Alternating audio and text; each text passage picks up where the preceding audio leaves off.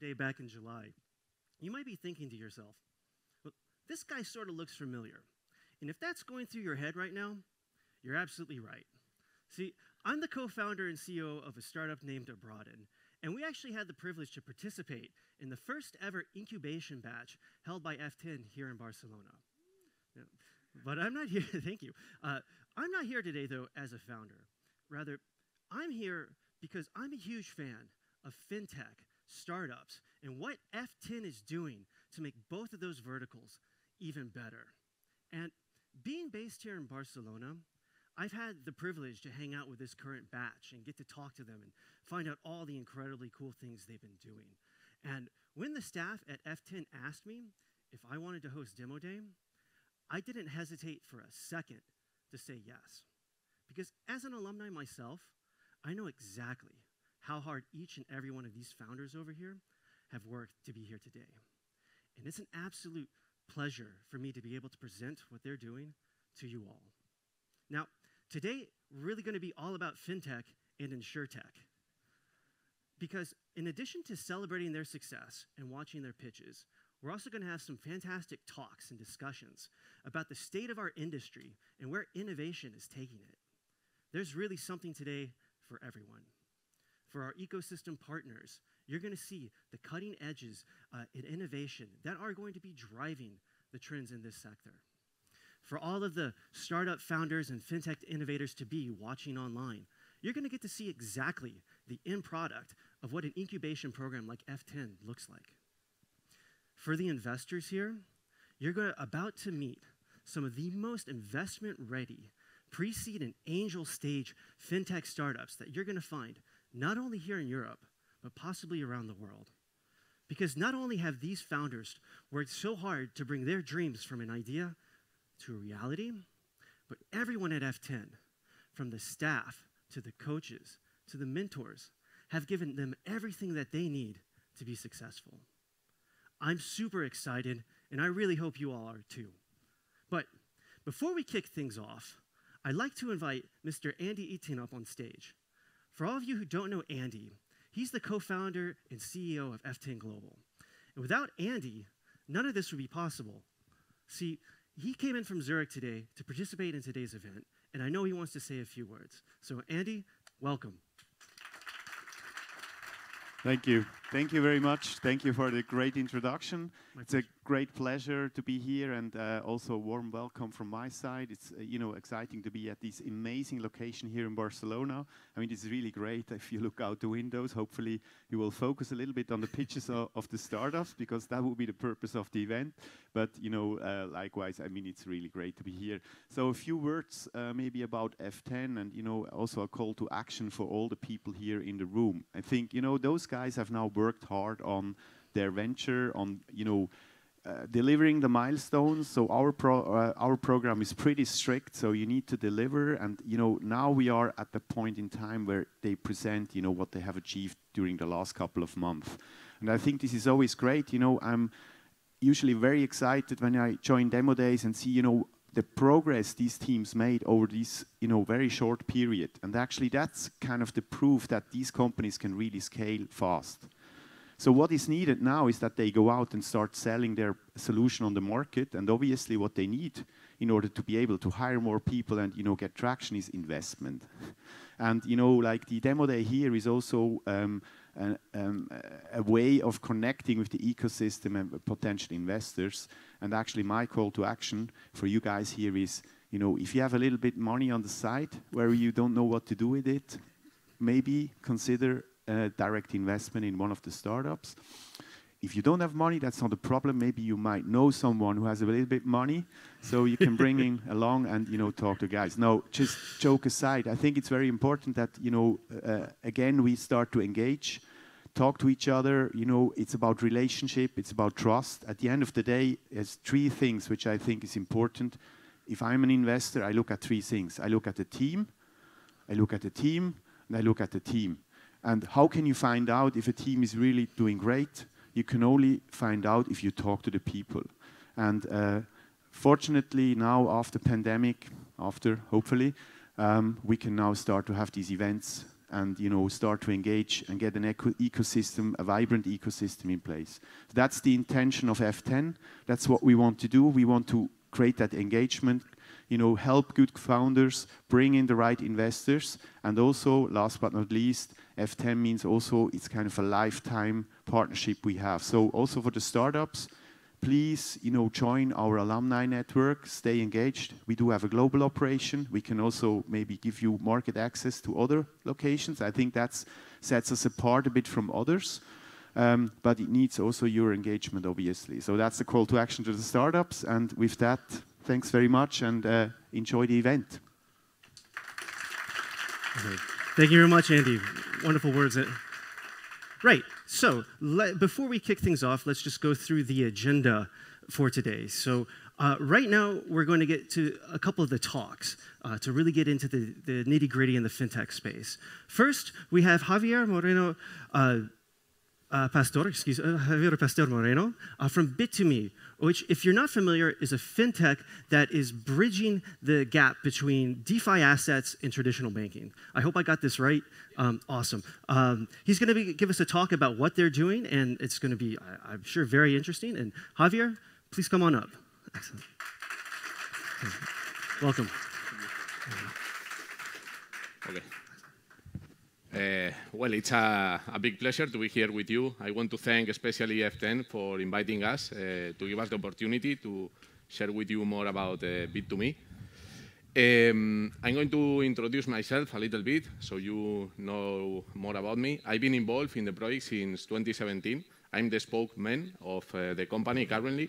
I've been working in the sales, marketing, and education departments. And well, now we are dealing with media.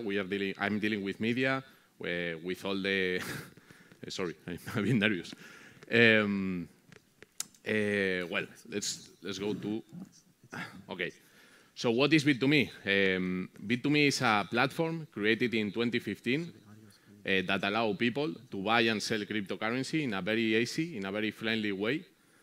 So we created infrastructure to deal with retail customers, but also with companies and with VCs and other types of investors.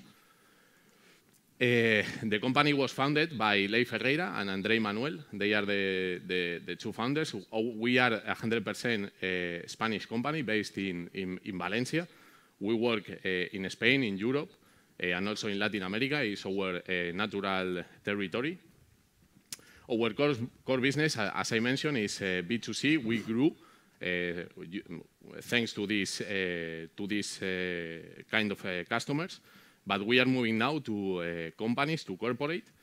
We are offering them a very special products that I'm going to talk about, so you understand what is the incentives that they can use to find more interesting the cryptocurrency space and Bitcoin.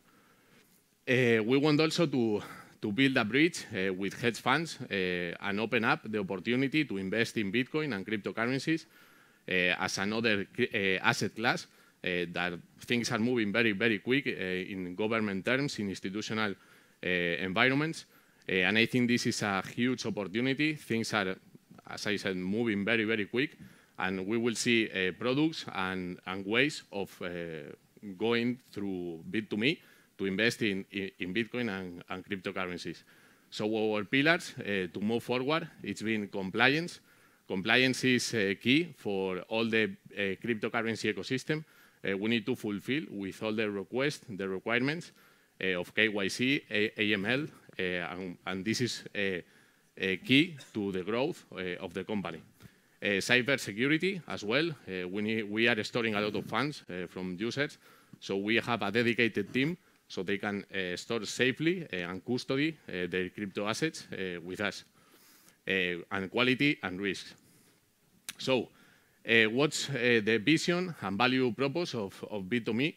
So the objective is to bring the benefits of the cryptocurrency ecosystem to every country, not only in Spain, but worldwide. So what we want is, regardless which is your nationality, that you can have access to Bitcoin and cryptocurrency in a very safe way, in a very easy method. Because sometimes, for most of the people, we realize that this is a new technology, and it's hard to do the first step So we are working very hard in establish a very friendly interface, very intuitive and very versatile. So you can find all the products in one suite. Very, very suitable, very easy, very friendly. So,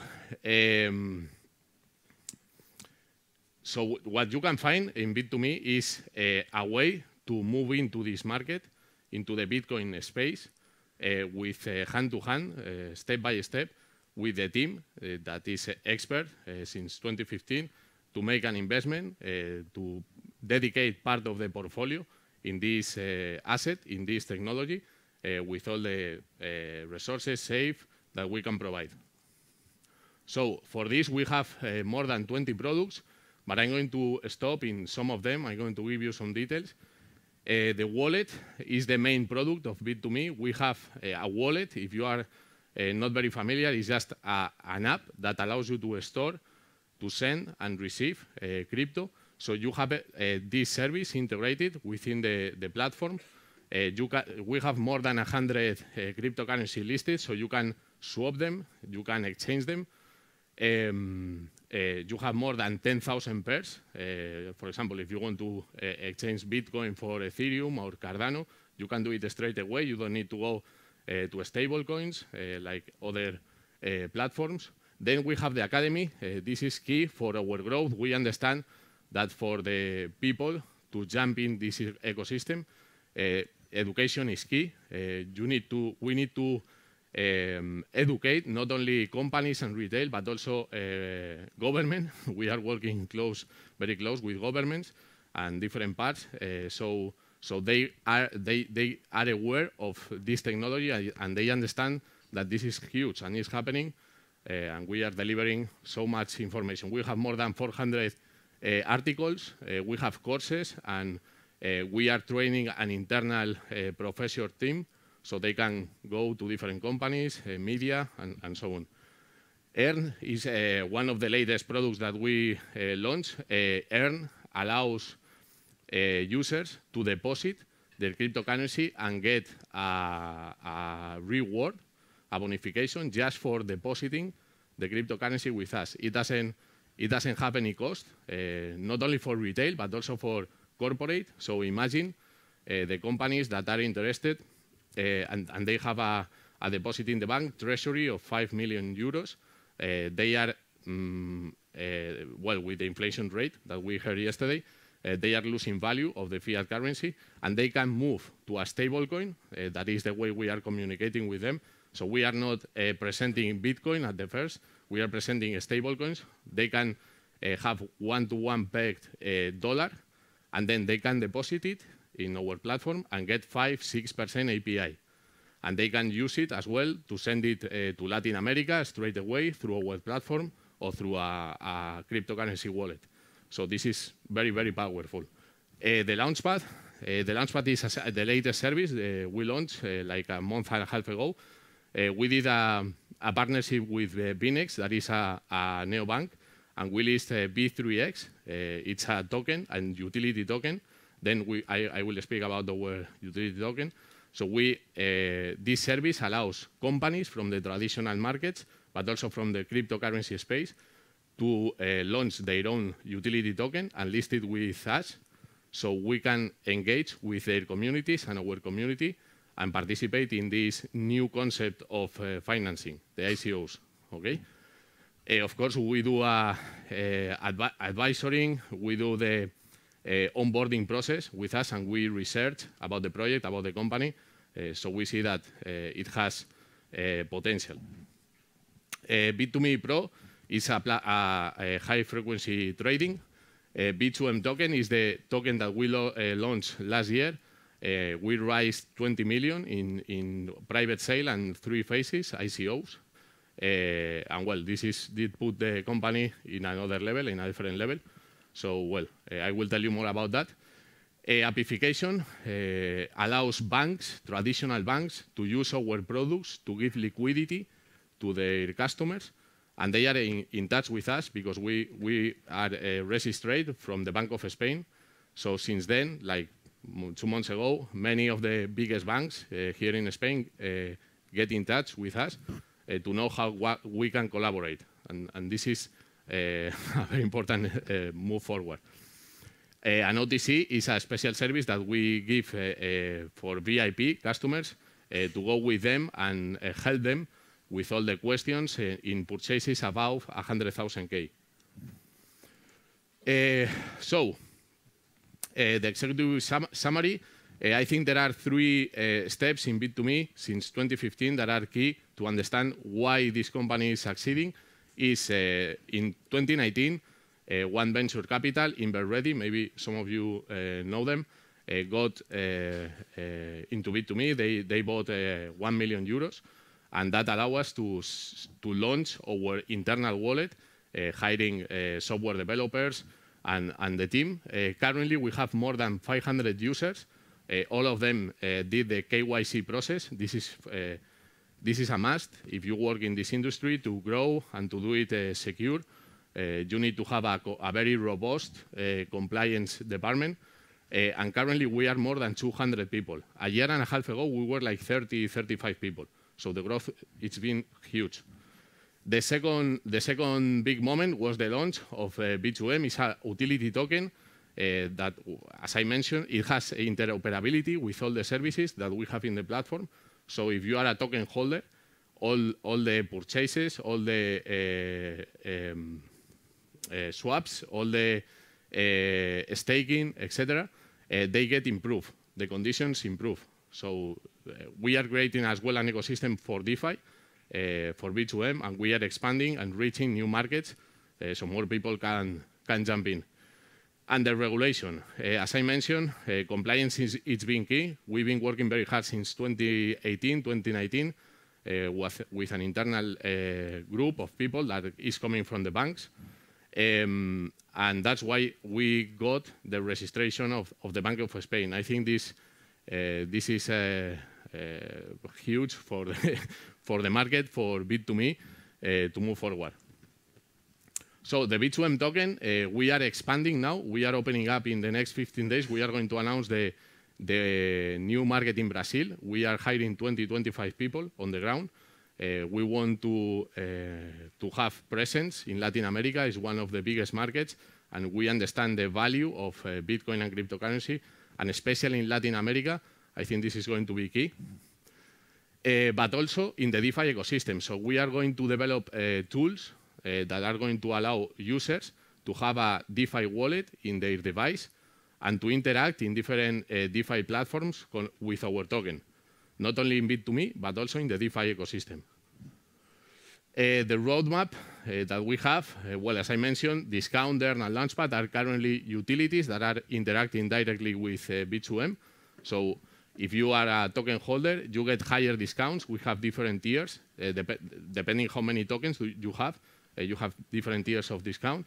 Earn improves, enhances the amount of bonifications that you receive for depositing your crypto assets, the stable coins or Bitcoin or Ethereum. And Launchpad allows you to participate in the next projects that we are going to list in the first place. So the more tokens you have, the more opportunities you will have to get a better position. The upcoming utilities will be loan that will allow to ask for money. You can deposit your cryptocurrency as collateral, and you will be able to receive a loan in fiat and crypto. DeFi wallet, NFT marketplace, we think is a movement that well, we are going to have our own collection as well. A Bit2Me card that is going to allow to pay with MasterCard in every country that accepts MasterCard using your crypto. And trade that we already have a pair, Euro to BTC, and we are going to implement more trading pairs. The partnerships we have, and this is so important as well to grow the ecosystem, is with Bitrex, that is one of the 3 biggest exchanges in United States. So they have B2M listed. MEXC, Huobi Ventures is one of the biggest Asian cryptocurrency platforms. Icon, GSR is our market maker. Valhalla Capital is have a position in B2M. and Axie Infinity, that is a play to earn, is the biggest play to earn in the world. We have an agreement here for Spain. So these are the main KPIs, 1.3 billion transacted in 2021, adding fiat and cryptocurrency.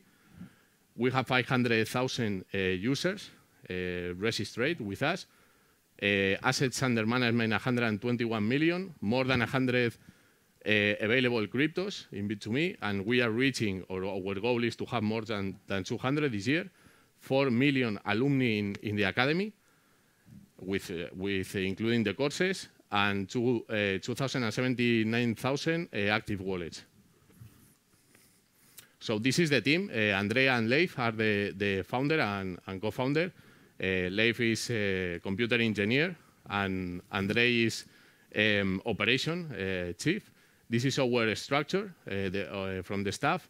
Our main staff is focused on development, the technical part, and product. The revenue, marketing, and sales, 50 people, more than 50 people. Compliance, as I mentioned. Human resources, finance, expansion and strategy, and back office. And also we work with advisors, Sisan Feroz, that comes from Coinbase, is the CEO of Coinbase in Europe, Javier Tordable, Baldomero Falcones, and Rodolfo Carpentier. And this is the company structure inside. So the 4 pillars is compliance, quality, risk, and cybersecurity. And, well, all these branches that are developing right now. So I'd like to talk about a bit, 2 minutes, about Bitcoin, so you have a quick overview about what's going on with this asset, because it's growing so quick and things are moving very fast. So, well, as you know, probably Bitcoin is the first decentralized blockchain in the world, a new protocol and a new currency. It's open, borderless, censorship resistant, neutral, and permissionless. And this is something that never happened before with all these characteristics. Fixed supply, 21 million, is based on mathematics and cryptography. And it is aiming to fulfill the 3 properties of money, that is medium of account, store of value, and medium of exchange. So in many countries, what is taking place now is they are considering to have Bitcoin as a reserve through the energy companies, and what they are doing is all the energy that is wasted now, and you cannot store it or transport it, use it to mine Bitcoin. This is huge, thanks to proof of work. Okay, just give you some information. So Satoshi Nakamoto solved 2 problems: double spending and Byzantine problem. The blockchain system that everyone knows is a way of storing information in a safe way. In the case of Bitcoin, it is safe because it's decentralized and it adds the proof of work concept. I'm good with the time, or 2 minutes, okay.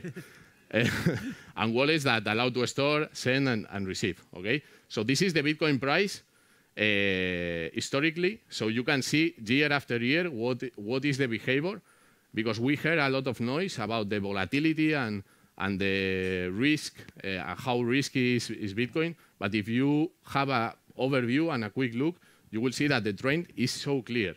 And if this graph is not enough, you can see here in this logarithmic scale that if you relate it with the halving, that is the process that is split in half, the reward for the miners, the accumulation is huge, it's amazing. And the market is still small, it's 900 900,000, almost 1 trillion. So it's still small, okay? The institutional adoption, that we are very aware of it, is that the traditional processor payments like PayPal, Square, they are putting resources, they are hiring people to get into this space. And also the banks. Well, in Switzerland, BBVA has a branch specifically for buy, sell, and store cryptocurrency, Bitcoin, and Ethereum. They added recently. But all these companies are dedicating resources to custody and to train their teams. So Bitcoin is a reality, and it goes to the market. So, well, thank you so much for the time. As a summary, just let you know For Bit2Me, it's very important now. Our B2M token, we think is going to grow exponentially when we reach new markets, when we launch new products on one side. The second is the opportunity that Bitcoin represents, and people can purchase it through us. And a Bitcoin as a crypto asset in terms of institutional view also is going to change the landscape. Okay? So, well, thank you so much. Thank you. Thank you. Thank you.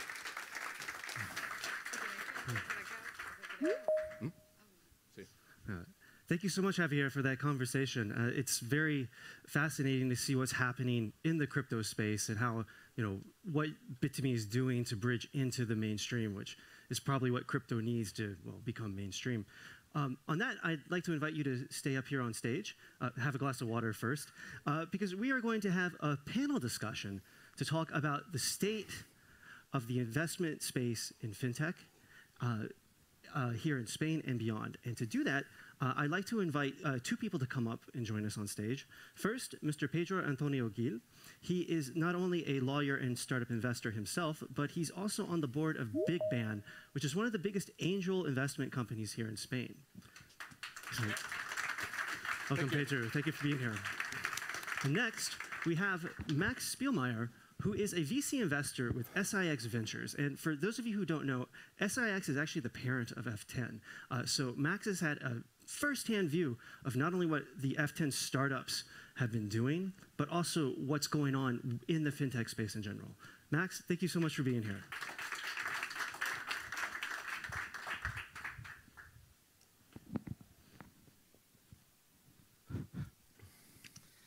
Yes, so morning everyone. I really like to be here.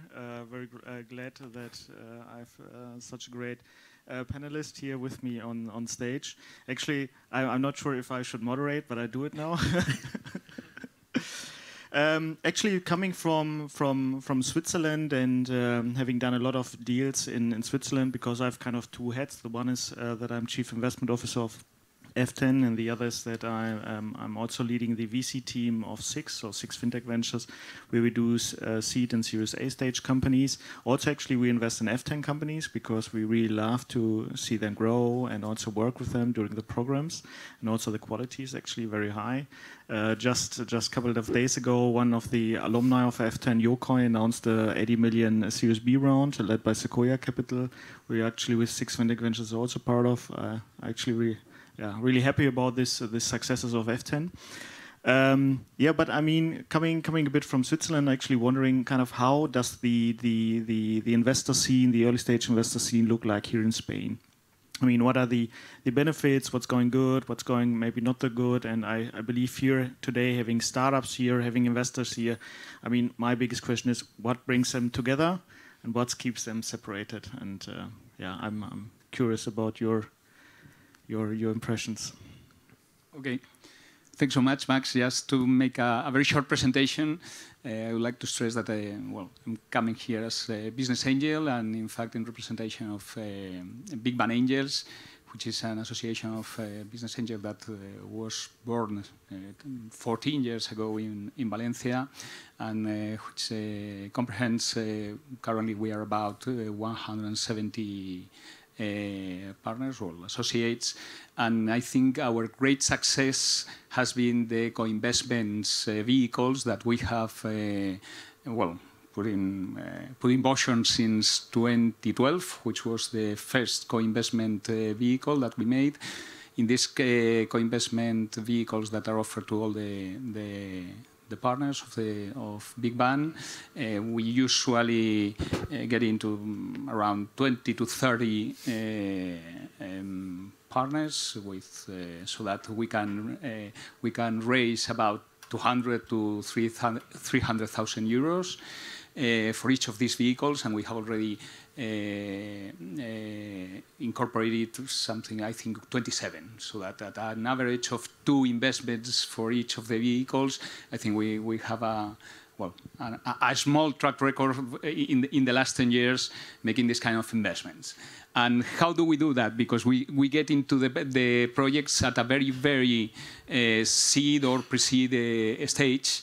In fact, we come to these kind of forums and batches in order to know what's moving on in the startups, trying to, as Andy said at the very beginning of the, trying to know the people, because that's the most important thing.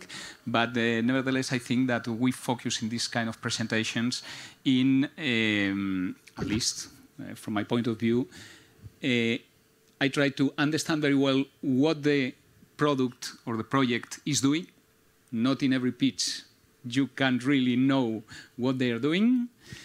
What makes the difference of that project to any other that can be trying to solve this kind of this kind of problem that is focusing the project.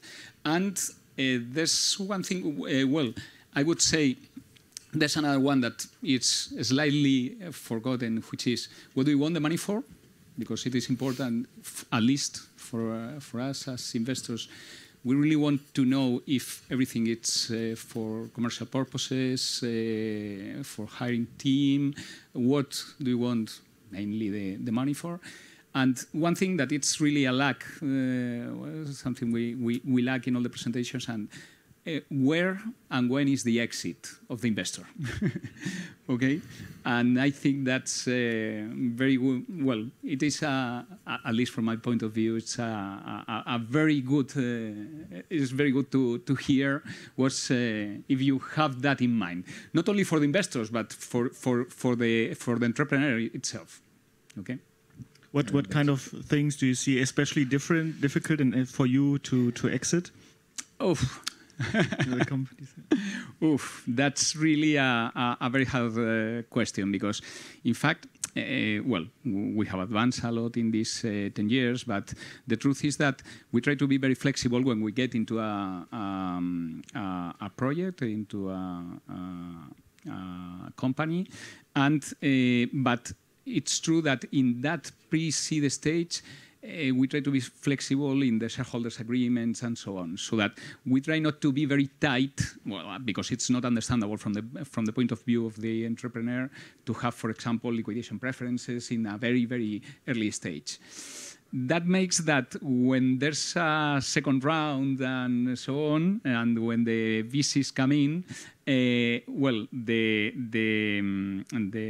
all the rules of the shareholders' agreement change completely, and we have usually less rights than the ones that the VCs that are jumping in the company. And I don't really claim for that, because that's perfectly understandable. What I would like to stress is that the VCs, well, both the VCs and the entrepreneur, should have into account that our period of investment really has a time as well, and we don't want to earn the last euro, but probably my most important claim regarding the investment is that the VCs should try to give some money for secondaries, so that we can clean the cap table, so that the business angels. I think that we do not renew our portfolio in the appropriated time that should be not more than 6 to 8 years. Yeah, but the truth is that and the secondaries, I think, is the one thing we have to work more in. Yeah, quite interesting actually, because this was when we yesterday talked a bit about it. Actually, was really surprising to me that it's so sticky. Actually, because I believe that, I mean, the business angels are one of the first supporting the companies, the entrepreneurs, to foster the ecosystem. You know, bring it to life and bring the companies to life. So it's a very important role actually. And for you to have the opportunity to exit at some time via secondary, to then, you know, get the money and to reinvest it actually, because I think this is the important part, it's quite important, and to have the liquidity in the market also somehow, and to do the secondaries. I mean, from an subsequent or following investor, it's also very clear to say, hey, we want the money for growth, right? But also, I mean, often you will try also to consolidate the cap table, especially kind of post-Series B round, So, quite interesting. Quite interesting. So, I mean, I don't know how much time we have. Actually, I just see the 3 minutes here. Sorry? 5 minutes, okay, great. So another point actually wondering about is how, as a startup, do you incentivize your employees here in Spain? Because, for instance, in Switzerland, it's very simple. You have the ESOP concept, so you can deploy options to your employees with a strike price, and then to avoid any negative tax issue before having really a liquidity event, you go to the tax authorities and get a so-called tax ruling. So the tax authorities basically say, yeah, it's okay. We don't see it as taxable income, only at liquidation. So I think this is super important and super critical because, I mean, it's very clear, startups lack of money. You need to incentivize your employees to bring them to your side and to the board. So how is it here in I think, Spain? well, up to the moment, here in Spain at least, there's no incentive at all for in stock options or any kind of, well, there's a very, very small incentive in the personal income tax law, which is regards that you can really give for free, you can grant for free shares of the company to any employee up to 12,000 euro, okay? But that only you can only get the advantage of the exemption in the personal income tax if you give absolutely all the employees have the right to receive those shares, which makes it a very difficult incentive to really implement in the company. The truth is that they are, well, as all the sector is really very sensible to this. They are studying now the possibility of this exemption to extend it to 50,000 euros per year, and not only this distinguish between the kind of employees that can receive these shares for free. That would make really a great difference. And there's another one that is more important, and is that these shares will not be taxed when you vest the shares, but when you really sell the shares after having been vested. That would make really a great difference. But for the moment being, here in Spain, this is really one of the great problems because it has been forgotten. I don't know if do you have in Bit2Me any kind of incentive of this kind? Well, at the beginning, we didn't dedicate resources to incentivize because we were paying the salaries with the incomes that we got. We didn't have margin, and we didn't ask for any loan or money outside the Bit2Me. I think this is, well, in our case, it's been a lot of commitment from the staff, very passionate about what we are doing, what we are aiming, and it's been not necessary, but I'm sure incentivize the right people, especially now that we grew, and now we have key players inside the company, key employees that we want to take care, and now we are starting to build this incentivizing method. But at the beginning, when we were 15, 20, 25 people, it was impossible. It was more the commitment of the staff itself, and it's changing now because we can do it with the cash flow that we have. Yeah. Quite interesting. I mean, F10 is also an ecosystem where kind of corporates, mentors, investors come together. And I'm wondering, actually, for you as Bit2Me, how do you see collaborations with startups? How do you do it? You know, I mean, from almost a corporate, because you're quite later stage and quite successful already. Yeah, in fact, we want to give back the support that we didn't have from the traditional finance industry to the cryptocurrency space, and we are participating with Bit2Me Capital. That is one of the branches that we have to incentivize, to help startups within the cryptocurrency space specifically, not only putting money straight away, but also offering them to come to our office.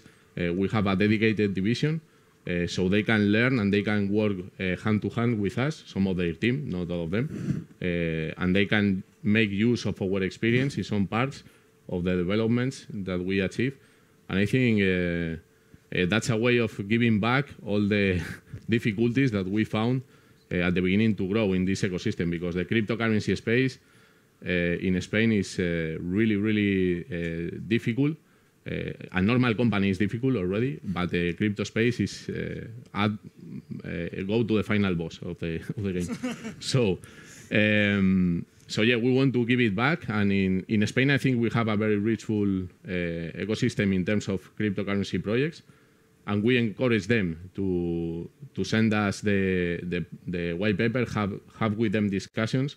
We want to participate, and we are doing that with some companies already. Cool. This sounds very, very great, and I think this is also the spirit of F10 of today. And yeah, thank you very much for my two panelists here on stage. Please give them a big hand. You're very welcome.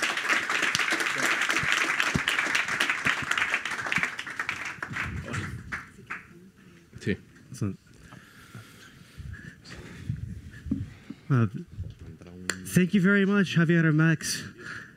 And thank you. Right, need this. You guys need this more than I do. Pedro, thank you so much for that discussion.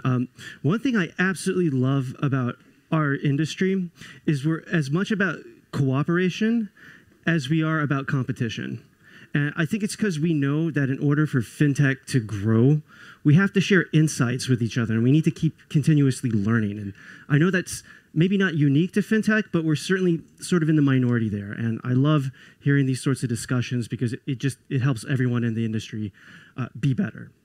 But right, with that, we're going to get to the event that I'm sure most of you have been waiting for, and certainly everyone in this side of the room is more than ready to get started, and I'm sure that's been about the 30 longest minutes of your life. We're going to start the pitch competition. So for today's pitch competition, we have 6 startups. Now, this group certainly embraces the word global in F10 Global, because between the 6 of them, they come from 5 different countries on 3 different continents. And if we were to do a round-the-world trip, starting and ending here in Barcelona and visiting each one of their home cities, we'd be spending over 50 hours on an airplane, flying over 35,000 kilometers, and at a ticket cost way higher than any check most angel investors write. Right. Okay, right. Anyways, right. Anyways, to get to that, here's how today's pitch session is going to work. Each startup is going to have 3 minutes to give their presentation. Immediately afterwards, we'll have 3 more minutes for questions and answers. Now, to ask questions, we're using the Slido app. And if you're not familiar, well, the Slido tool. If you're not familiar with Slido, it's this nifty little online chat feature where you can ask questions and it will pop up directly on my phone, and I'll be able to ask them to the startups. We're going to try our best to answer as many of them as possible. If we're not able to finish them, obviously feel free to reach out to the startups. If you're here in the audience in Barcelona, we're going to have a networking session afterwards. Pull them to the side. I'm sure they'd be happy to talk to you. If not, connect with them on LinkedIn. And again, I'm sure they'd be happy to hop on a call and speak. For today, we're going to break the pitches up into 2 batches of 3. The first 3 startups are going to be coming from the emerging markets. And after they're done presenting their project, we're going to take a short 5-minute break and then present the last 3 who are based here in Europe. Afterwards, we're going to have a chance to vote on which startup we think gave the best pitch today. And they're going to receive an award offered by the staff at F10. Afterwards, we're going to have a short ceremony to welcome the new alumni into the program, and then we're going to get into the details about the networking afterwards with a couple words from some of the staff here at F10. Right. I'm going to give you all a second to open up Slido. Just so you know, it is here the Wi-Fi is here on your badge on the back. You can either go to the QR code. People watching at home, there should be a link in the chat. And otherwise, you can just go to slido.com and put up the code hashtag F10 Demo Day. So just give you a minute here.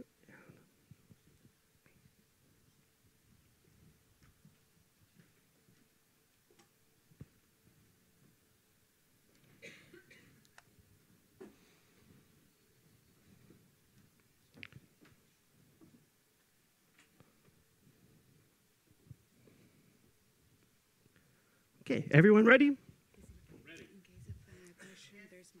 Okay, excellent. Thanks.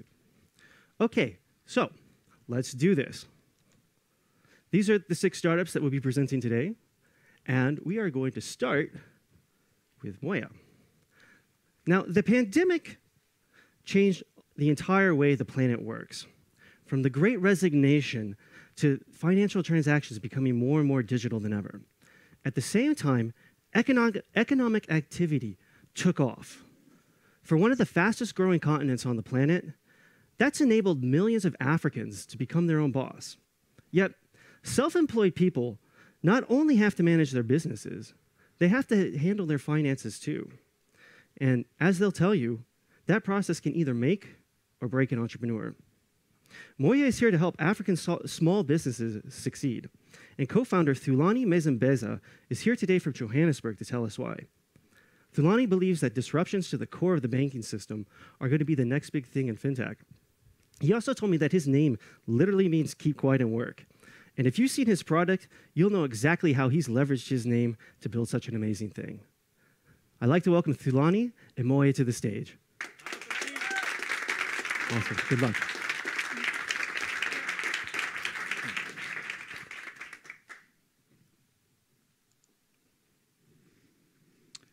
Okay, we're Moya, and we're building a smart money manager for the African self-employed. So if you speak to any freelancer, they'll tell you, working for yourself is amazing, but managing money on your own is not. And this is true for South African freelancers, as 29% of them experience late payments from clients. They mix up personal and business finances because 70% of them use a personal bank account. And lastly, they pay 2 times more in tax because of miscalculations. So how would we know this? My co-founder and I, Sabika, are freelancers at heart. I was formerly a management consultant, and Sabika had a head of marketing role at a fintech. And over the last 12 to 18 months, we've been involved in the freelancing industry, which is great for us because it helps us easily connect and reach freelancers. We've spent over 100 hours in customer interviews with them to understand their core problems and needs, and we've learned 2 core things for our business. The first is that they'll manually invest 8 to 10 hours trying to solve this problem themselves, and the second is that they'll pay an accountant $75 to $200 to solve this for them, which is why we're building Moya, to fill this gap. Our smart money manager will allow freelancers to manage their cash flow, invoices, and tax all in one place by helping them easily separate personal and business finances, providing them a digital wallet to accept invoice payments and a virtual card to manage expenses, and lastly, automatic monthly tax estimates. Our business model is simple and transparent for freelancers as well. We have a subscription plan of a start plan targeted at side hustlers, a grow plan targeted at full-time freelancers, and a pro plan targeted at high-income freelancers. And we also earn transaction fees on our digital wallet and virtual card. There are, however, competitors, but these guys mainly focus on SMEs, and their features are not targeted to freelancers. And we think freelancing is big in Africa because 10% of all freelancers in the world are currently African. And this market has 120 million of them and is valued at $8.6 billion. And also it is going to increase as digital adoption is on the rise in Africa, and 40% of the continent is self-employed. We are going to go to market by initially targeting 160,000 South African freelancers in the creative, film, and media industry. And this industry is about to boom because massive companies like Netflix are investing $62 million to grow this economy. Where are we right now? We've built our MVP and it can be linked to all South African banks, and we also recently got a partnership to provide a digital wallet and a virtual card with the South African bank. We're closing our family, friends, and angel round of 200K, which will help us invest in product, grow our team, and launch to 1,000 users in July. And lastly, hit our target of 10K MRR and raise our pre-seed of up to 1 million by the end of the year. We're also backed by amazing advisors that understand this space, have worked in one of South Africa's largest banks, and have exited fintechs before. So if you want to join us on our mission of providing financial freedom to self-employed Africans, let's chat. I would also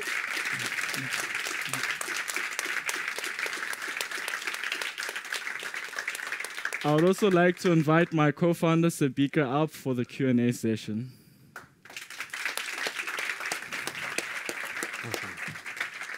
Great job. Really, wow, fantastic. I'm super excited. I'm super excited about what you're doing. Again, I think Africa is sort of an untapped market that's not fully understood, but through that 3-minute presentation, I've learned a lot. So we have a few questions coming in, and let me get to the first one. So Africa is a huge continent, right? In terms of marketing, what is going to be your strategy to reach everyone? So our local strategy is basically we have a traction strategy. We are reaching out to freelancers on the ground because it's important to build trust in the local community. So we do this through coffee shops, through freelancing co-working spaces, and we've already started building a track record of 1,000 freelancers. And in the intercontinental approach, we are basically going to partner up with startups or investors who have portfolio companies in other African countries. So for example, we want to go into Nigeria, Kenya, or Egypt, but we have to carefully evaluate their markets. Africa is pretty fragmented in terms of regulatory and compliances, so we'll obviously evaluate each market. We have an API partner who's already moved to Nigeria, so we're going to leverage their technology. That's one of our approaches. We want to be very strategic in our partnerships. Awesome. We have another question. Is the family and friends round still open? Yes. So we're closing in end of April. You still have time. We can chat afterwards. But the friends and family round will really help us get to market for the 1,000 users in July. We'll build the traction, and we'll be ready to raise $1 million in December. We also want to hit our MRR of $10,000 by September. And we want to implement the virtual card and the digital wallet into our app. So we'll find product fit in July, and we'll be ready for market in January next year. So yeah, it's still open. Excellent. How scalable is the project to other countries? Tax issues are very different between different jurisdictions. That's why we will basically partner up.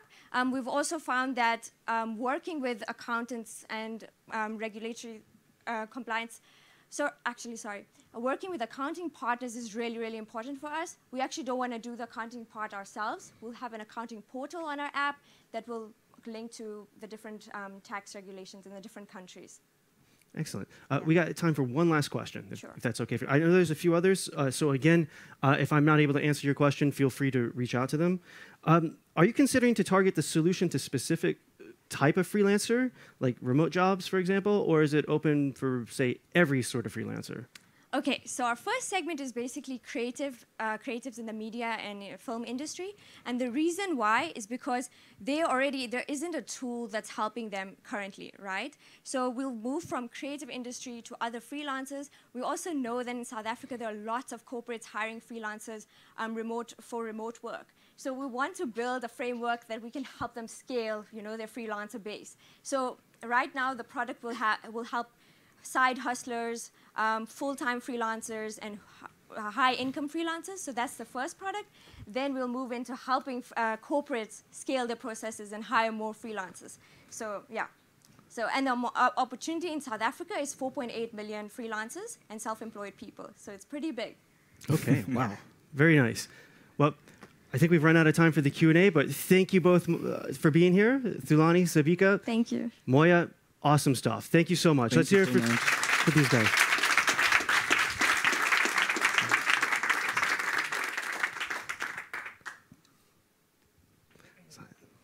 Now, banking has by far been the most disrupted sector in the B2C financial services space.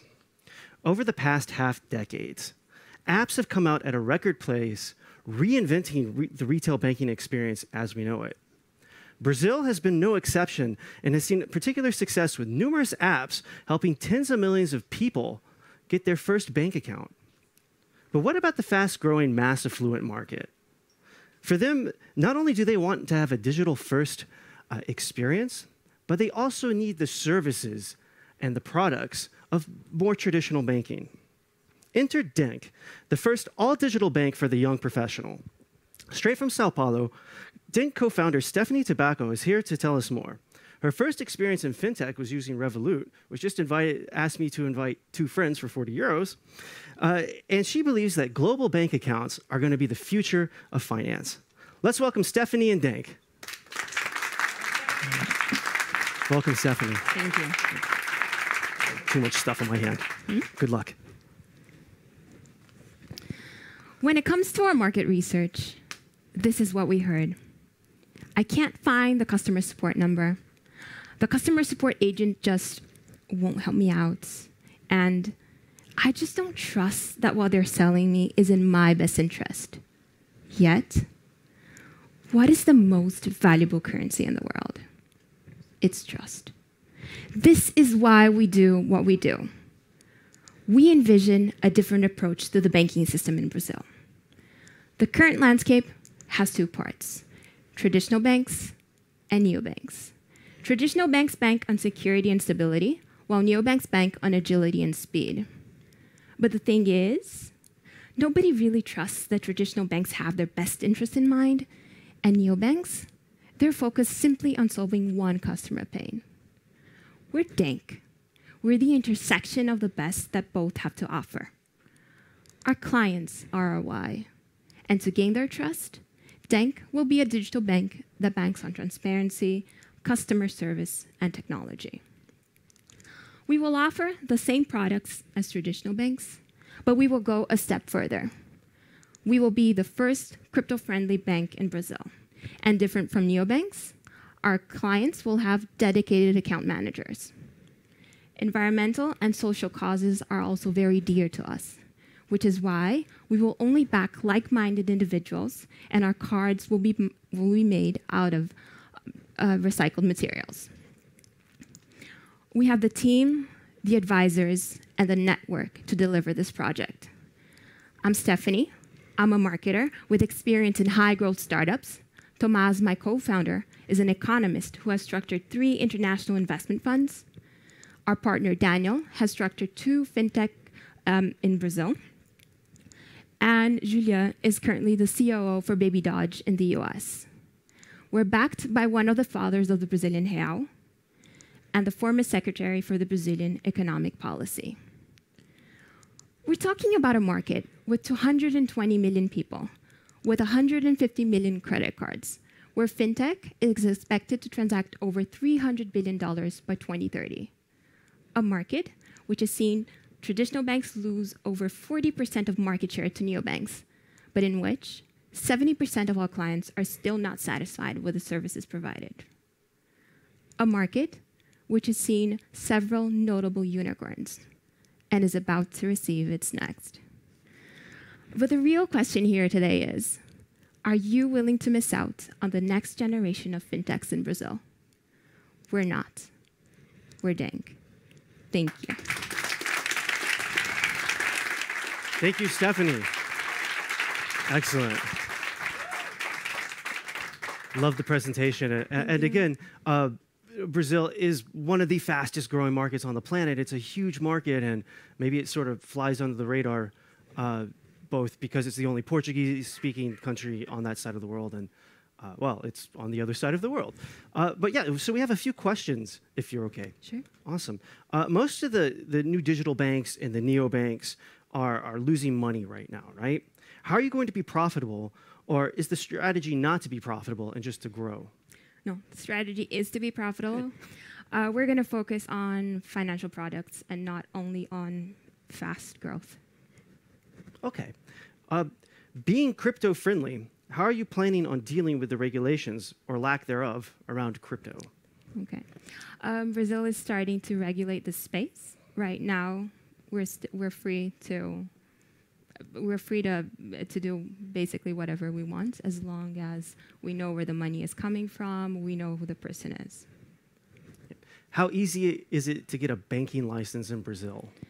A banking license is something. What we're going for is a fintech license. Basically, what we can do, we can have every single service a bank can have, but the difference is that we cannot have a physical space, which is perfect for us. Okay. So it's going to take us 6 months. So physical space meaning you couldn't take clients into an office? Exactly. Okay, cool.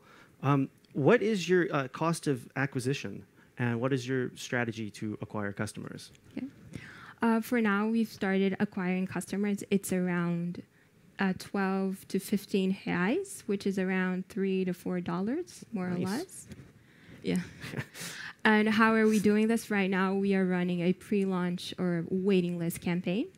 Eventually, our goal is to partner with SaaS services such as Uber, Netflix, Spotify, because our whole concept is that we're not giving, in Brazil, you see a lot of cashback cards.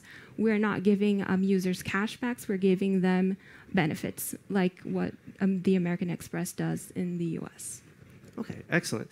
How do you combine the typical freemium business model of neo/digital banking with the high quality and costly customer service you envision? Okay. We do envision a free tier. That's the entry point to digital banking right now in Brazil. But what we are banking on and what we're aiming for is that the benefits of having a dedicated account manager, the additional discounts and benefits that you would have with our paid tiers is actually going to make people move towards the higher level, the paid tiers. Okay, and just kind of following on that, so like the manager for each client, they're going to help them grow these assets as well, and would that be segmented into the pricing or? Yes. About the manager, it's not that someone is going to have one dedicated manager. What we do see that it is possible to be done, because it has been done in Portugal, is that basically your history or your whole banking history is always accessible to whoever you're calling. So that's how you have a dedicated manager. Excellent. Stephanie, thank you so much. It was very cool seeing what you had to present about Denk, and best of luck. Thank you.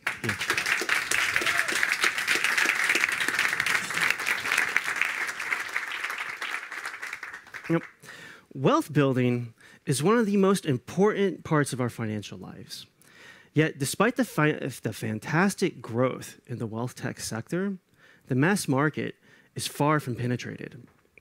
Part of that is due to many services just neglecting this segment. Another is that so many people, especially from lower incomes, just see investing as out of reach. While this problem is global, it's perhaps most acute in Latin America. Our next startup, Cylon, is here to change that. I'd like to introduce you to Gabino Fragat, Cylon's co-founder and CEO. Based out of Mexico City, Gabino thinks AI will be the next driver in fintech, and if you want to get to his heart, you better bring a good tequila. Good advice. Let's welcome Gabino. How are you doing? Thank you. Good luck. We have a huge problem in Latin America that is leaving us behind. And this is that the current investment tools don't satisfy the needs of this generation or the upcoming. Why? Because they are complex, they are expensive, and they are non-technological. And this is exactly what we want to fix with Cylon. Cylon is a robo-advisor that uses automation tools to facilitate investing in long-term portfolios. But what do we mean by powerful automation tools? Well, you can connect your credit and debit card, and every time you spend, we round up your transaction and invest the change. Or you can set up recurring investing every day, week, or month. And where do these investments go? Well, if you don't know where to start, we can provide you a recommended portfolio made by experts. We just ask you some questions, we define the portfolio that suits your needs, and we show you a projection throughout the years of your investments. And if you are a more experienced investor, you can create your own portfolio like this, and we will take care of all the boring but important stuff. And this will be the risk analytics, the automatic trading, the automatic rebalancing, and dividend reinvesting. You won't have to worry about this stuff at all. Our business model is pretty simple. We just charge a 1% annual fee of the value of your portfolio. Why now? You might be thinking that this is a common application, but it's only common in Europe and the US. We are far behind in Latin America. And Latin Americans are just starting to invest right after being banked. So the robo-advisor sector is going to be worth $65 billion by 2025 in assets under management. We do have some competitors, and these will be the local robo-advisors who are not so technological, and Fintual, a great company from Chile who is in some countries in Latin America. But what we believe it's missing is our powerful automation tools to help Latin Americans invest in an easy and effortless way. Our team has years of experience in the financial industry. Me and my co-founder Gonzalo are both registered investment advisors in Mexico, and we both worked in big private equity firms and brokerage firms. Wes and Lucio worked in big US financial companies, and Andrew has been developing financial applications for more than 8 years. Our traction, we have raised around $500,000. We are MVP ready, Android and iOS. We are venture capital funded, and we are backed by these incredible organizations. We are raising a seed round of $800,000. We already raised $350,000, and this will last us 18 months of runway, and we believe we're going to close this round soon. We're Cylon, and we are empowering LATAM to invest in an easy and effortless way. If you want to join me in this journey and help Latin America prosper, reach out to me.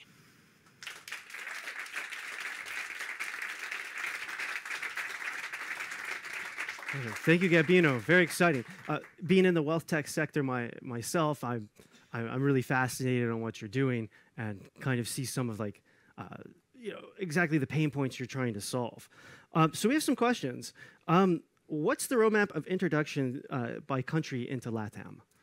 So what's your roadmap to go beyond Mexico and all throughout Latin America? Okay, so we are partnering with an institution that provides many fintechs in Latin America, the banking infrastructure and the regulatory license. So what they are doing basically is they are getting regulated in each country, and you basically just connect to them and be able to operate in all the countries that they are regulated. Okay, yeah, excellent. What is your go-to-market strategy, and when do you plan to go live? We plan to go live in the middle of this year, and the go-to-market strategy for Mexico is that we are partnering the launch with a bank. They have 80,000 users, and we are going to do a revenue share model, and we are going to focus on this, on the B2B2C, partnering with institutions and big companies to offer Cylon as a benefit for their employees and do a revenue share. Oh, excellent, excellent. What's the competition of robo-advisors like in Latin America, and how do you differentiate and build trust with your end users? The competition in robo-advisors is not so broad. As I said, there are the local robo-advisors who are not so technological, and Fintual, who is going to many countries. And what we are seeing mostly in Latin America is that the retail investment apps, the famous type of Robinhood applications that just open the door to investment. But we are against that. We don't let only users bet on the stock market, you know? We are going to be the application that actually helps them build financial well-being through the years. So that's what it's going to be the difference. Okay, excellent. And I think you might have touched on this, but again, it's a huge deal because, well, we're a regulated service. How are you going to handle regulations in each country? Because, again, Latin America doesn't have the benefit of a MiFID II-like structure that we have here in Europe. Yes, so this company which we are partnering with is handling all the hard work. They are getting regulated, and there are some countries that offer that allow banking as a service. There are some countries that don't allow it. So we are going to be able to operate in the countries that allows it. Excellent, excellent. And one quick one. So you've already raised $500,000 without going to market. Congrats. Thank you. What's your plan with that money, and how long do you think that will last for you until you get to your target of 800? We currently have not many expenses. We mostly the money that we have raised is in the bank because we need the Bank of Mexico asks us to have like a backup of money in order to start off operations, and we are currently able to go to market with the money that we have. Okay, so, excellent. So yeah. It's capital requirements that you've deposited, basically. Yeah, correct. Okay, excellent. Well, Gabino, thank you so much. Again, really cool about what you're doing there in Mexico and hopefully beyond. Everyone, let's hear it for Gabino and Cylon. Thank you so much.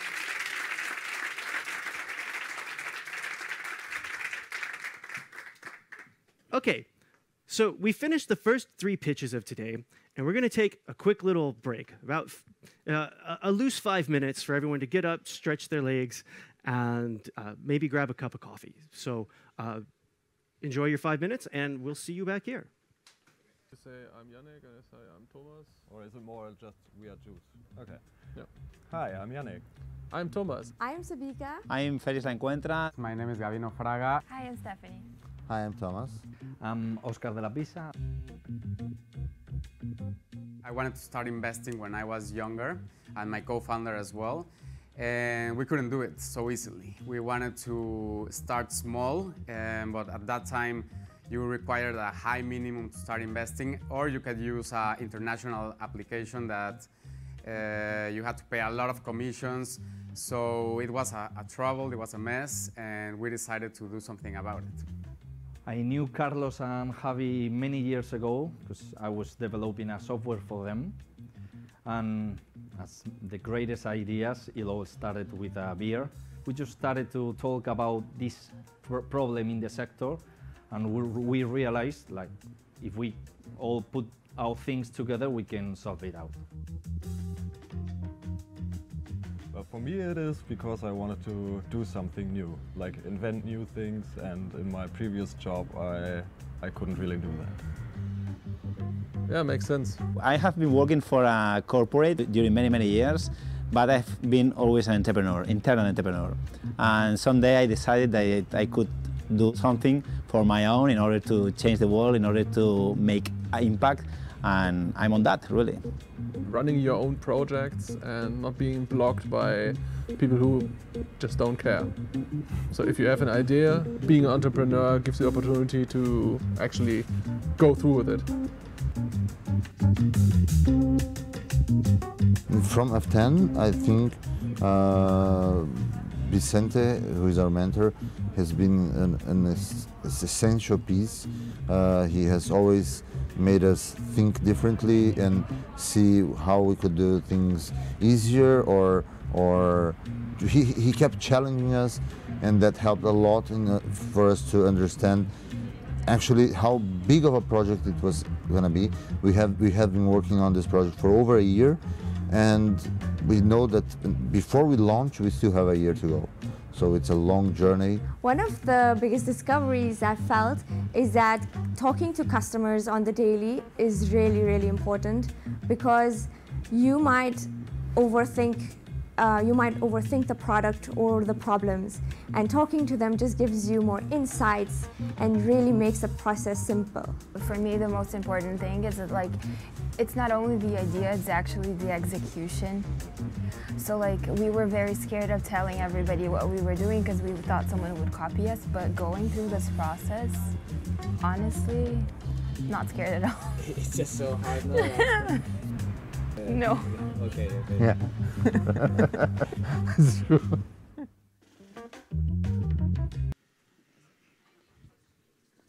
Just a moment.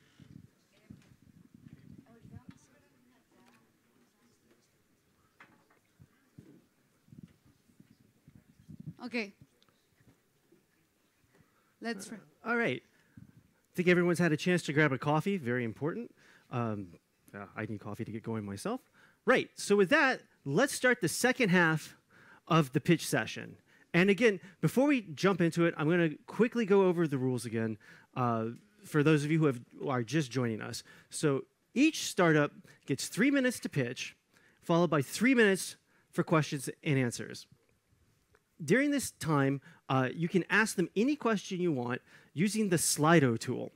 Now, if you're not familiar with Slido, it's this really neat online platform that allows you to ask questions. They pop up on my phone, and I'll answer as many of them as I can within those I'll ask as many as I can within those 3 minutes.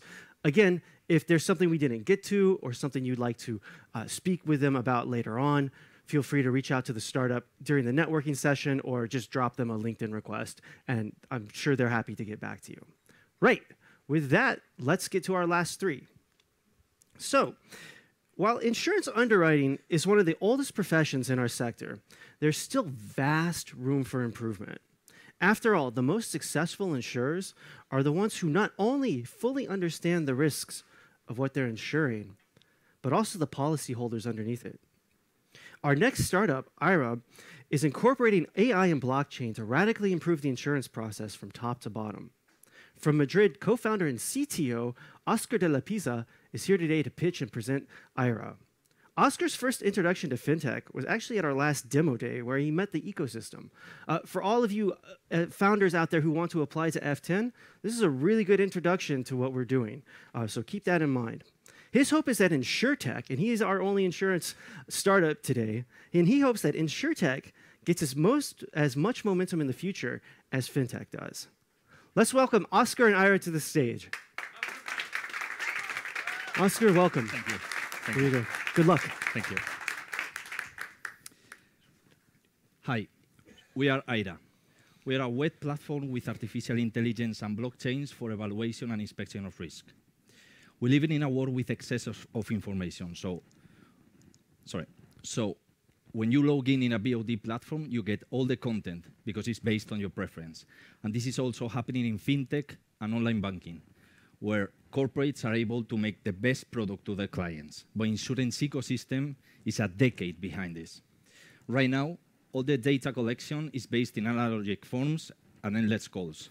So most of the policy data is unreliable and unstructured, and this is costing money and time for our customers, insurance companies and brokers.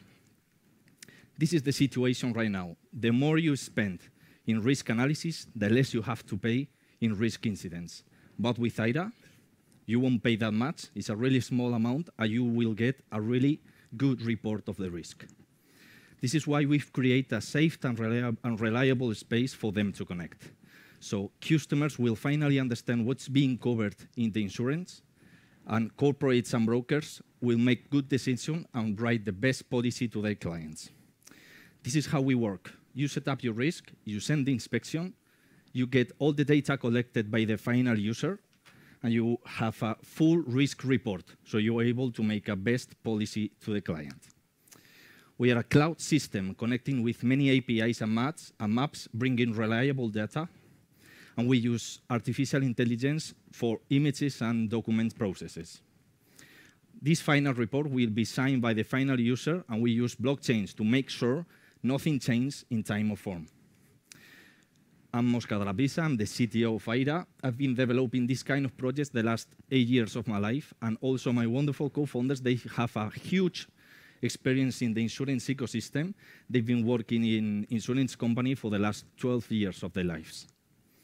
And this is why so far we've got 6 clients to do 1,000 inspections once we launch our MVP next month. These clients will pay a monthly fee for different features and a small amount for every inspection they do. Even though our solution is going to be set up for a global market, just in Spain there are 9 million policies that have to be analyzed every year. So our potential revenue is 45 million a year. We've got competition, but we like to say we are all in one solution because we took the best feature of every one of them, and we also analyze the risk with a really intuitive user experience. We are raising 220,000 euros, and we want to launch our MVP next month, make the second and the third version of the product for industry and homes, and hire more team to increase the sales. We are glad to say we already raised 175,000 euros, and we've got a really advanced conversation with 2 more VCs, so I think we will close in this round in the following weeks, but we can start chatting about the next one. Thank you.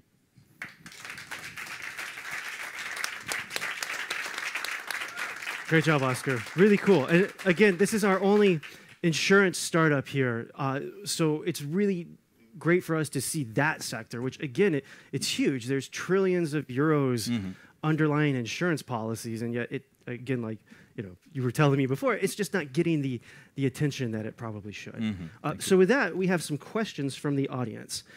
So is IRA for P&C or L&H insurance? So for property and casualty or life and health? We're not doing life and health for the moment. We just do cars, homes, industry, communities, and commerce. Okay, excellent. For Ira, how far are you from the current market introduction level of your next competitors? We're launching our MVP, and we have these 6 clients to do 1,000 inspection, and we are in a conversation with, in Spain, there's like a 10 huge broker corporation, and we are talking with like the half of them to test the product once we are in the market in the next month. Excellent. So you were saying that you were just about to close your first round, and congratulations. Thank you. When do you think you're going to start raising the next one? I think we've got the money for all the year, so we will start the next round after summer, I think. Okay, excellent. Then in terms of going to market, so for, sorry, not going to market, but for people who are putting this product into their system, the insurance people, how hard is it for them to integrate your product? It's quite simple. Once you get the license, we are a white label, so the insurance company just have to put their logo, their colors, and we can help to set up those risks with our customer's assistant, and they can just start in a few minutes. Excellent. So we're seeing a lot of startups doing similar things in the US and other parts of Europe. What's your scale-up strategy beyond Spain, if indeed you want to go outside of the Spanish borders? Well, I'm the tech guy, so I have to say the technology is open source, first of all. We working with a huge partner like AWS, so in the tech part, I think it's very scalable, and well, we're talking with some actors in LATAM, in Latin America, so I think we will scale very Excellent. easy. So you see LATAM as more of your target than We want say to, here? yeah, we want to Okay. be strong in Spain. It's our home, and we think we have really good possibilities in here. But the next bridge is going to Latin America for sure. Okay, excellent. What blockchain would you be using? I think Ethereum. Okay, excellent, excellent. And so if we were to talk about scalability, so you have some users already here in Spain, right? And this is more in the testing phase. Are you ready to start expanding that, to marketing it to other institutions? They are going to test the product next month, all of them. And after that, we are launching global for Spain, and we are running this marketing strategy with referral marketing. Okay. So every broker that wants to sell IRA, he's allowed to do it, and he will get like discounts and money for selling our product. Oh, excellent. Excellent. Oscar, thank you so much for being here. Wonderful presentation. Yeah, thank you. Best of luck. Thank you.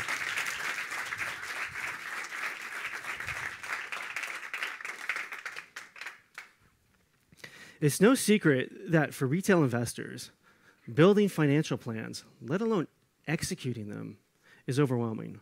Conversely, bankers, advisors, and other professionals in the industry sometimes have a hard time getting an accurate understanding of their clients' true needs. Getting this relationship wrong can be costly to both businesses and investors alike. Our next startup, Finduit, and their CEO, co-founder and CEO, Felix Lanquintra, simplifies this process using data, algorithms, and a very intuitive UI. From here in Barcelona, Felix first experienced fintech using the Bizum app, which for those of you outside of Spain is sort of the mobile payment tool that we have here. And he believes that every company could become a bank. Felix, welcome up on stage. Thank you very much, Elliot. Good luck.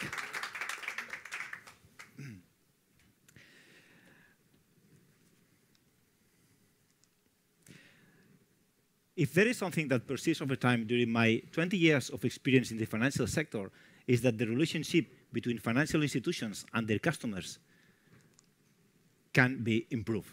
Because today, people don't invest to plan their future, and financial institutions need their customers to invest to get profit.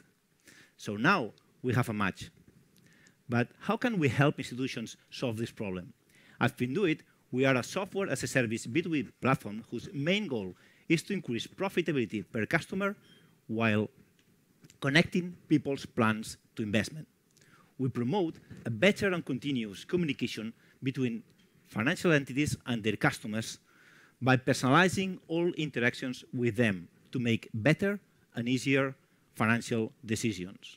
So now, thanks to Finduit, while users plan their goals, we push customers to invest, and we collect data to offer analytics and predictions to capture all information and to predict future behaviors, and to make banks more efficient. Our business model is based on a monthly subscription plan. We charge for an initial setup and then for the calls to our servers and for our services. Right now, financial calculations, analytics, machine learning prediction, and automated reports, all of them via API. We plan to reach 4 million euros in net revenue in 2024, generating more than 400,000 euros in EBITDA and achieving break-even in 2024. More or less 1,000 customers. Only in Spain, there are more than 2,000 companies similar to our early adopters. And we will approach, as we do right now, banks, insurers, financial advisors, real estate as well. A huge number of customers around the world.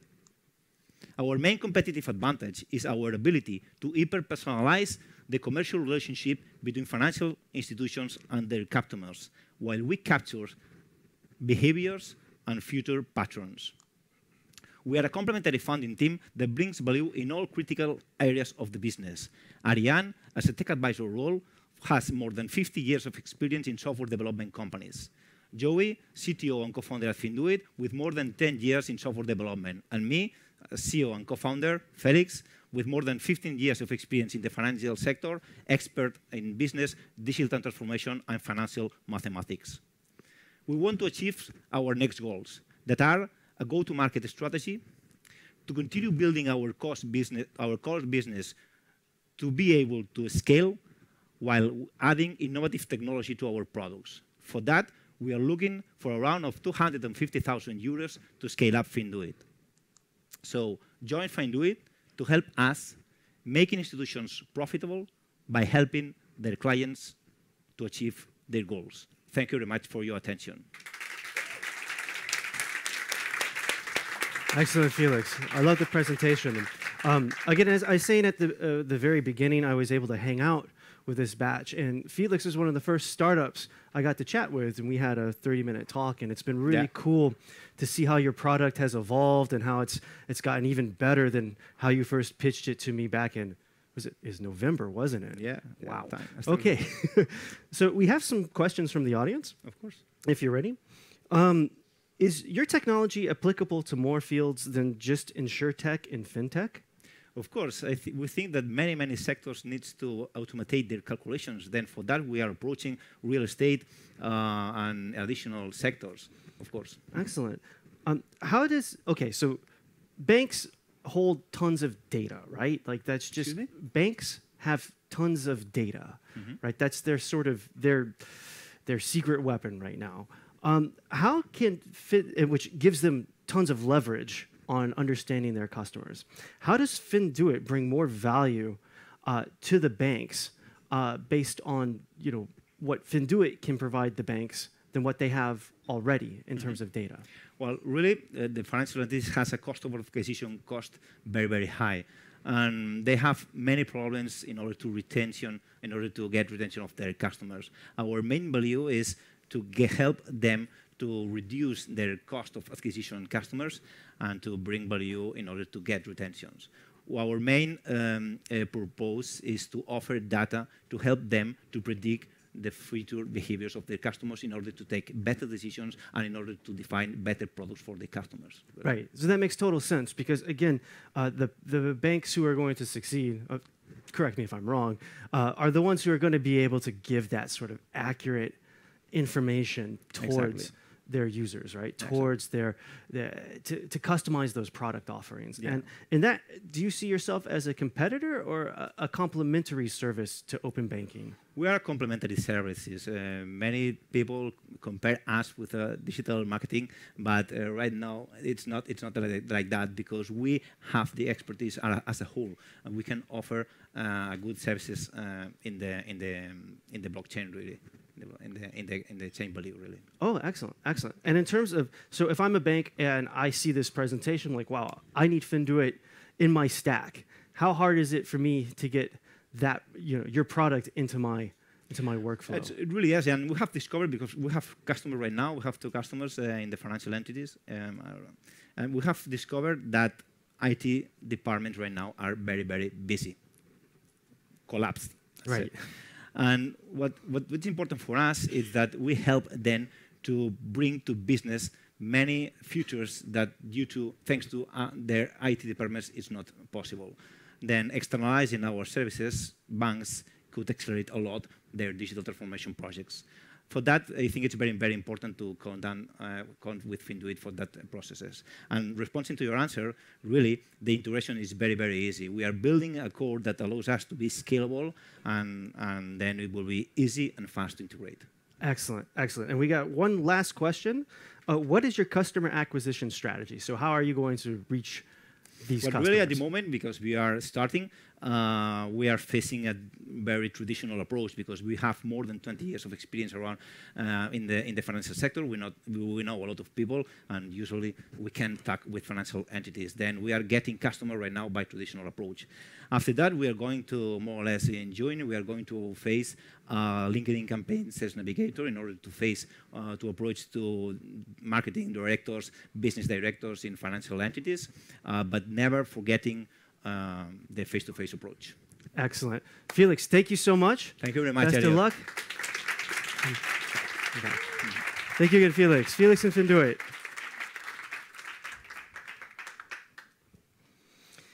If there's one possible unexpected trend that came out of the pandemic, it's that the creator economy went into overdrive. Thanks to a combination of people consuming more content than ever, the great resignation, and quickly shifting consumer habits, creators have never had such great opportunities. Yet, are these new entrepreneurs really maximizing their financial potential? Our next startup, Juice, does not think so. From Germany, Juice is a platform made to help creators not only get paid, but to build long-term lucrative relationships with their fans and followers. Their CEO and co-founder, Thomas Gosken, is here to tell us why.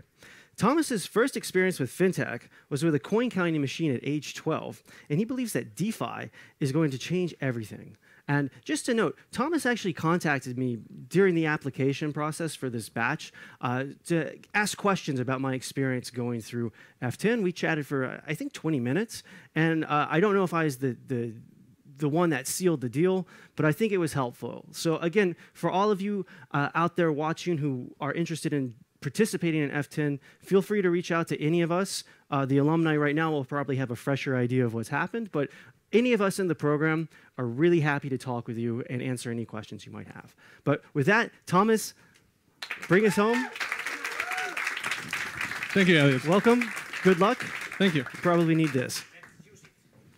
Thank you.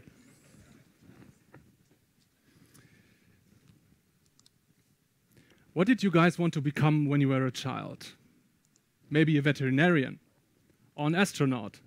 Today, 1/3 of all kids want to become a content creator. That's everybody creating content online. YouTubers, podcasters, bloggers. In this room, 60% of us already contacted a content creator or were in touch with them today. Worldwide, we count over 50 million content creators. Like, for example, Jason. He has a YouTube channel about the Middle Ages. Or did you guys know how knights poop when they are in full armor? Well, we conducted a survey and had dozens of interviews with content creators and found out that they have two major problems. The first one, they don't have a reliable income because platforms have the real power, not creators, not fans. Because they use content creators to make money with ads. So there's a huge platform dependency because content and payment are not exchanged directly between creators and fans. So the system is way too expensive and just inefficient. So how do we solve this problem? With the Juice effect. Now imagine you're a content creator. You download the Juice app. You put a link to your Juice profile under all your YouTube content. Your fans follow this link, register on Juice, and receive exclusive content for regular payments. And there it is, a reliable income. You just freed yourself from ruining your content with ads, with secret algorithms. But there's more. Now imagine a creator could issue shares, and fans and investors buy these shares and receive a part of a profit. And there it is. Your audience on YouTube is no longer just users from YouTube. They are your fans, your community, with no one in between. No bank, no PayPal, no intermediary. Not even we can touch the payment. This is the essence of the beauty of the blockchain. The first ones to join us on our Juice journey are the gaming creators, because they're interested and they're desperate to monetize their content. Their market of $5 billion US right now will skyrocket up to $95 billion US in 5 years. If you want a complicated fee structure, PayPal and Patreon got you covered. We just take 3.3% on every payment. That's it. Our competitors are a step to the right direction of creative independence, but they're still sitting between creators and fans. They handle the payments expensively. Juice is the only decentralized alternative where a creator pays less but gets more. We already worked on different projects together. Yannick is a senior software developer with over 15 years of industry experience. Fabian is a marketing veteran with over a decade of experience in running branding and marketing campaigns. I hold 3 degrees in finance and work for several banks like HSBC and Deutsche. With our pre-seed funding of 100K, we developed a fully functional MVP. We're looking for seed funding of 500K. So please register today on our website to receive one of our 20 exclusive NFTs. Remember the juice effect and juice us up. Thank you.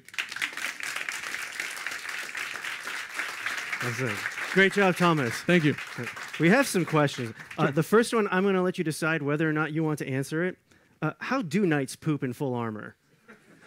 I definitely will answer that, All but right. after the live stream is turned off. Thank you. After a few drinks. Gotcha. Okay. How are you different from Patreon?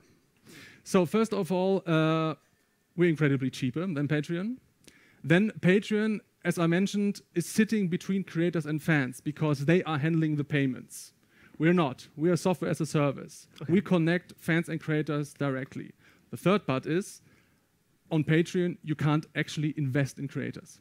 Okay, so this is really about building that longer-term relationship rather than just paying out the user. Oh yeah, absolutely. I mean, if you're a fan or investor, these are 2 different kinds of interests why you would want to invest into a creator.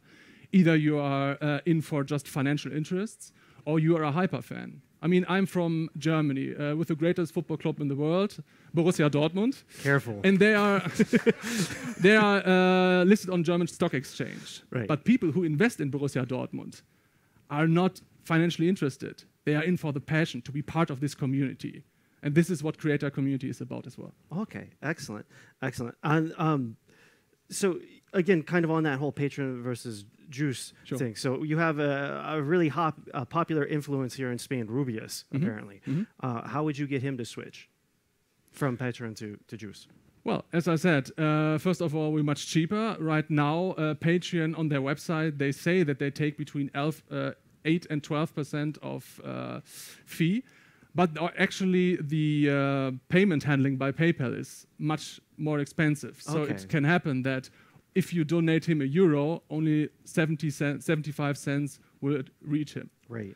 Yeah, that's a lot of money. So this is one part of the argument, but the rest we can discuss later. Sure. Integrate Juice into different platforms? So how does that flow from like? So I'm a creator. I'm on this platform. How do I put Juice there?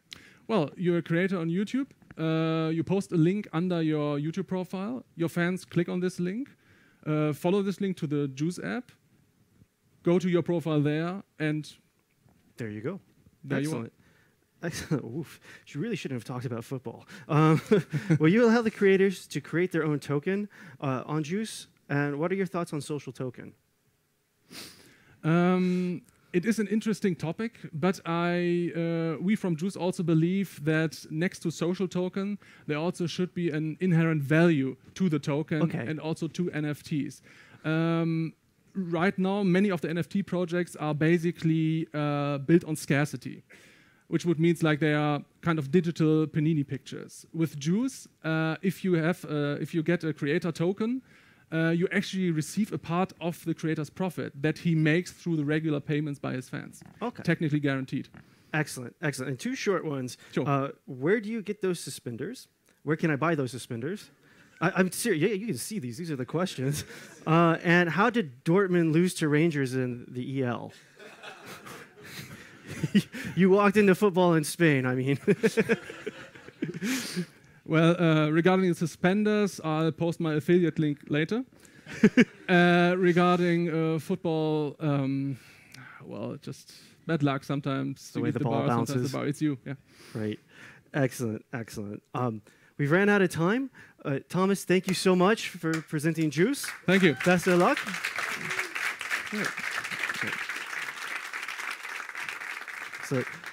So that concludes the pitch session. Let's hear it again for all the startups. This has not been easy for them to come up here. I speak from my experience last time. You all are still sitting here and haven't passed out, so that's already something positive. And really awesome job, guys. Really well done.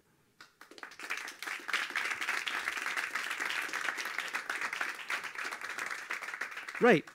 And with that, we're going to take a few minutes to vote for which startup you think gave the best pitch. So if you're in Slido, there should be on the right of the Q&A section a tab for polls. You'll see the 6 startups that have pitched today, and you can just select the one that you think did the best job and let us know who did that. Yeah, the QR code is up here in case you've lost it. And we will give a couple minutes to vote and announce the winners.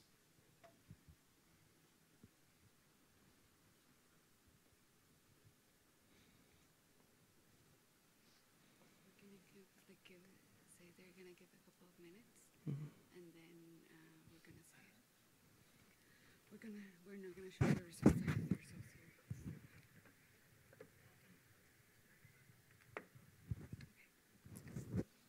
We're going to give 1 more minute.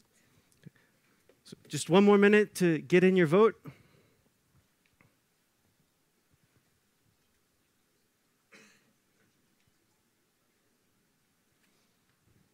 Startups, you can vote for yourselves.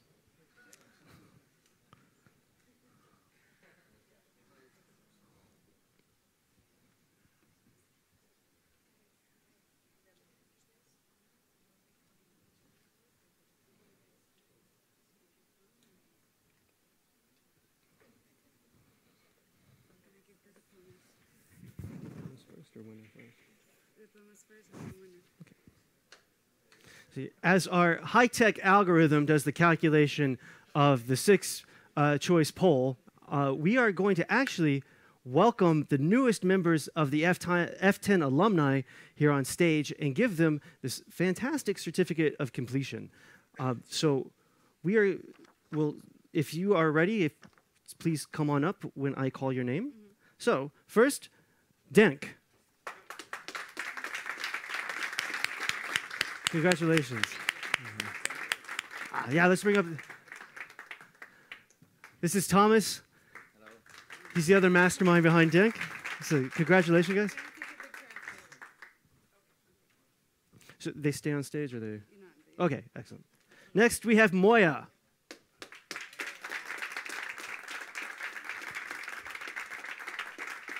Awesome job, guys. Well done. Juice.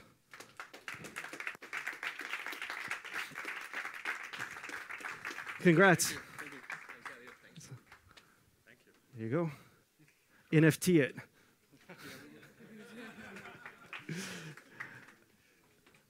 Ira.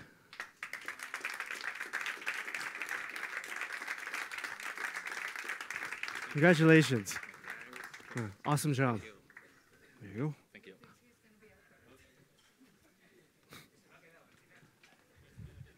Finn, do it.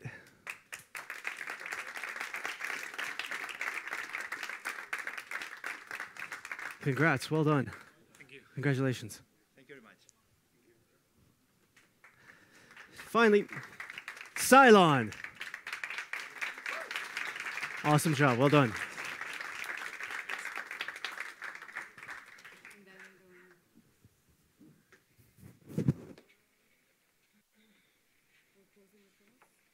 So the poll's closed, or the poll is closing. The algorithm's taking some time. And I am very thrilled to announce that the winner of this year's pitch contest for the second batch of the F10 incubation program in Spain is Juice.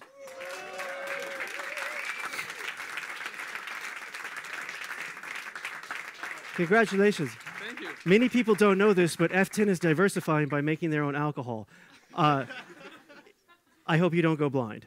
Okay, let's, yeah. I'm gonna try. We're gonna take pictures afterwards. Okay, cool. A round of applause again. Well done.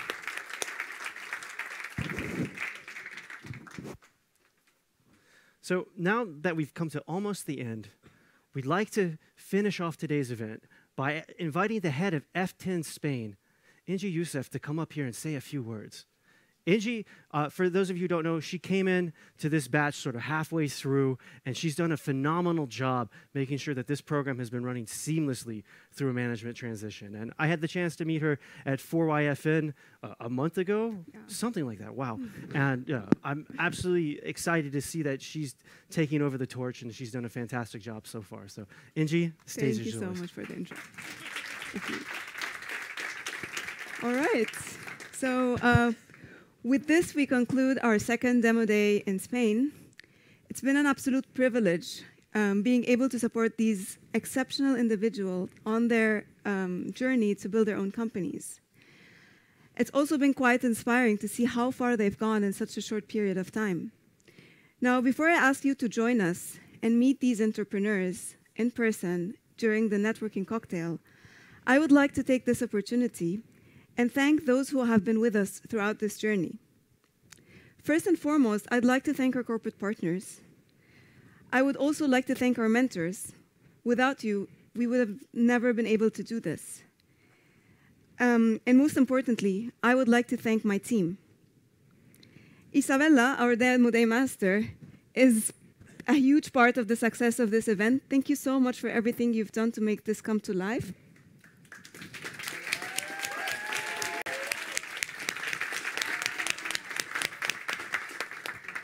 Vicente, thank you for your dedication and for being there for the entrepreneurs 24/7.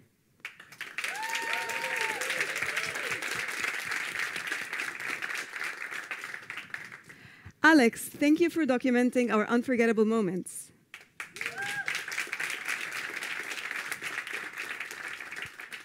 Michel, thank you for going out of your way, for always making sure everything runs super smoothly.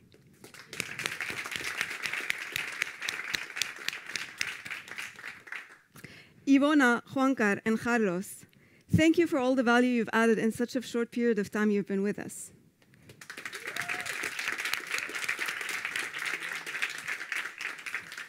And for our technical team and our event organizers who've been working so hard behind the scene, merci.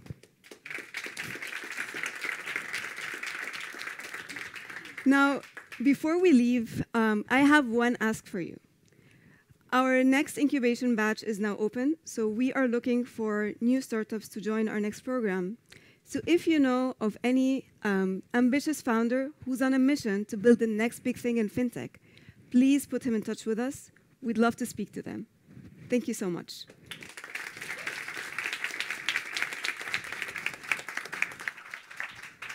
Thank you, Ingi. And again, it's an absolutely incredible opportunity to go through this as a startup. I'd recommend anyone who's interested to apply. It's a life-changing event. You never know. You're either going to have an incredibly growing startup, or you'll wind up speaking on stage in front of your alumni. Right. With that, I want to thank you all for attending today. I've had a wonderful time. I've learned so much, and I'm super proud of these startups. Welcome to the Alumni Club. And yes, we're going to start the networking session for those of you who are here in person. Isabella is going to explain that here in just a bit. But for the rest of you watching online, thank you so much, and have a wonderful day.